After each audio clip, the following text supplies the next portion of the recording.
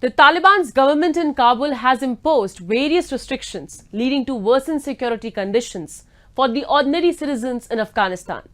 Activities deemed unacceptable according to the interpretation of Islamic law have been prohibited.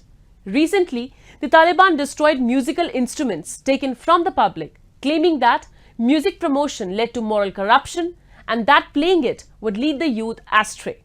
Here's a report. Since the Taliban group seized control of Afghanistan in August 2021, the lives of Afghanistan's common people have depreciated from bad to worse. The group has imposed a strict interpretation of the Sharia law without considering the consequences. Recently, the Taliban publicly burned a pile of confiscated musical instruments worth thousands of dollars in the western province of Herat, terming music as immoral in accordance with their version of the Sharia law. Taliban officials, while justifying their actions, said that promoting music caused moral corruption and playing it will cause the youth to go astray.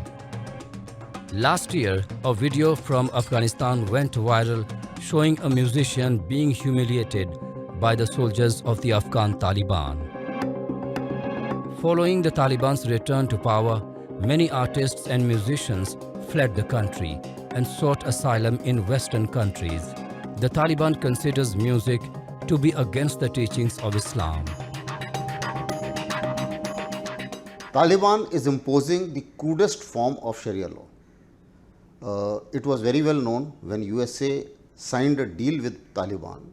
They were giving an excuse to rest of the world that Taliban has changed, they have become moderate and they are more human friendly and they will perhaps give more freedom to the people, but there was nothing like that. It was very well known, and I think most of us commented that that will not happen. Taliban will do exactly what they were doing earlier. Now we can see as to those protections have come true, and US in a hurry to move out from there was making all kinds of stories to give a moderate version of Taliban. Now people in Afghanistan, they have lost all the freedom. The freedom, whether it is artistic freedom, freedom to speech, freedom to do anything. And the biggest sufferers are the women. So as far as the artists are concerned, as far as free speech is concerned, I think Taliban has ruined everything, and for years, because it will take time for it to settle down. And it's not only Taliban and it's not only Afghanistan. This impact is going to even spread further.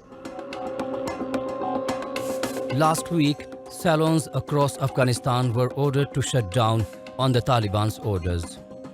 Taliban, which has caused the economy of Afghanistan to collapse, did not consider that beauty salons were one of the sources of revenue available to Afghan women and was also a cherished space for Afghani women to socialize.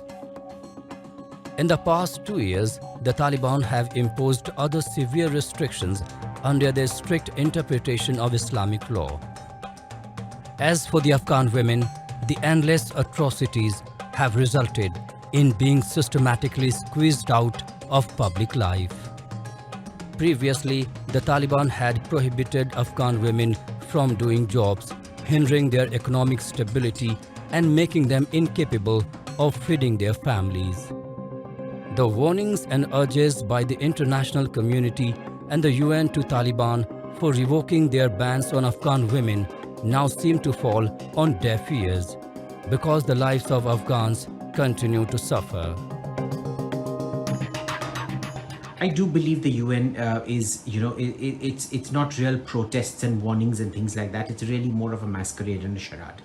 The real UN action will only happen if and when Afghanistan becomes a sort of hub for terrorism like it had become in the late 1990s.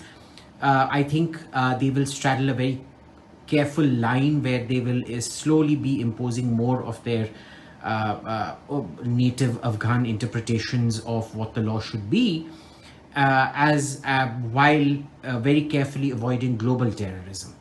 So till that happens, nothing's going to happen, and the Taliban know this very well.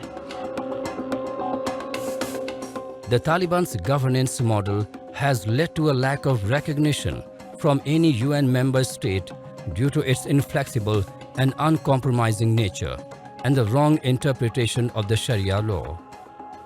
Now Afghanistan is the only country in the world where girls are banned from attending high schools and effectively from political participation. Taliban today is a primitive government imposing harsh rules, erasing centuries of female progress in Afghanistan.